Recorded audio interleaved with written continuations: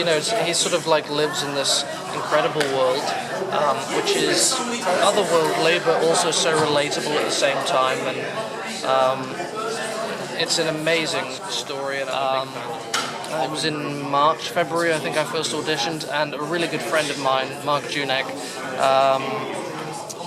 he used to go to Juilliard, and he was a reader in the room, and he kind of like got me in the room. I didn't have representation or anything, I went in and auditioned for Daniel Swee and Cindy Tolan, and went through the process. You know, it was an amazing process, actually. My name, Helen Carey. My character is Mrs. Alexander, and she lives across the street from Christopher.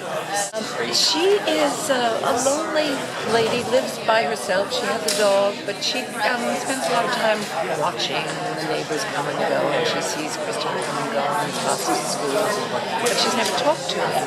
And Christopher, because of this curious incident of finding this dog that's been murdered, steps outside of his comfort zone and starts interviewing various neighbors about the incident and about have they heard anything, have they seen anything. And it's because of that he knocks on Mrs. Alexander's door, and she's thrilled to have somebody come. She invites him into tea, and he's very nervous around new people, strangers. So it takes a while, but they do have a conversation. And she provides some information that he didn't have before. My name is Enid Graham, and I play Judy. Well, the play is about a boy named Christopher, who is a brilliant genius who also has a lot of difficulty dealing with people, navigating the world. And I play his mother, so I'm someone who has had to spend a lot of years with a brilliant guy who is very difficult as well, and so that's my connection. I wrote a script that I was kind of happy with. I showed it to Marianne, and she read it amazingly quickly. She's a very dear friend of mine. She's directed 3 of my plays.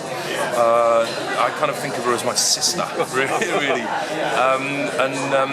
And she read it straight away. She gave it to Nick Heitner, and both of them were really kind about it, and they were very keen to produce it. But it just started with 2 friends hanging out.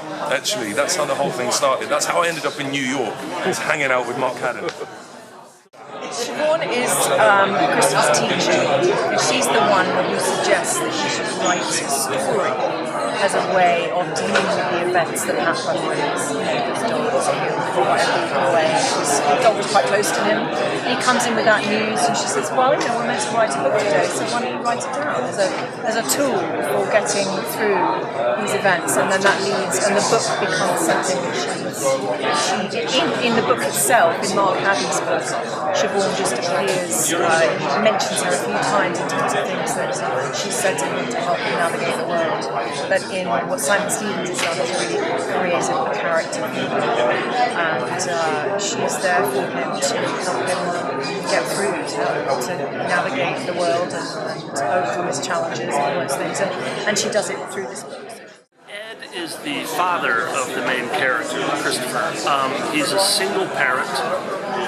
Interesting because we usually see the women depicted as single parents. He's a plumber by trade. He's very burdened with having to manage the household, and his amazing and also very challenging son. Christopher is this individual boy who's 50, and he finds his very, very good friend, named Dog, has been killed before the show starts. And he then goes on a journey of detecting who killed the dog.